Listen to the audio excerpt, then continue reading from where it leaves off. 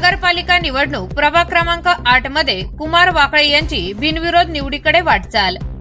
अहिल्यानगर नगरपालिका निवडणुकीच्या रणधुमाळीत प्रभाग क्रमांक 8 मधून एक मोठी बातमी समोर येत आहे।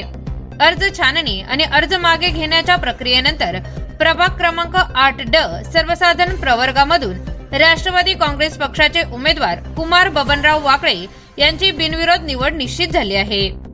प्रभाग क्रमांक 8D मधून अंतिम टप्प्यात केवळ 2च उमेदवार रिंगणात उरले होते।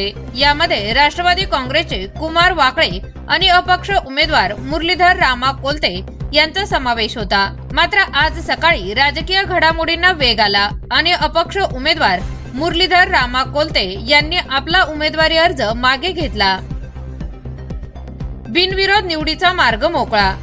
कोलते यांनी अर्ज मागे घेतल्यामुळे आता या प्रवर्गातून केवळ कुमार वाकळे यांचा एकमेव अर्ज शिल्लक राहिला आहे। निवडणूक नियमानुसार एकमेव उमेदवार रिंगणात असल्याने कुमार वाकळे यांची बिनविरोध निवड होणार हे आता स्पष्ट झाले आहे। हा विजय विकास कामाचा आणि जनतेच्या विश्वासाचा आहे, अशा भावना वाकळे समर्थकांकडून व्यक्त केल्या जात आहेत। या बिनविरोध निवडीमुळे राष्ट्रवादी काँग्रेसच्या कार्यकर्त्यांमध्ये उत्साहाचे वातावरण असून अधिकृत घोषणेनंतर जल्लोष करण्याची तयारी सुरू झाली आहे।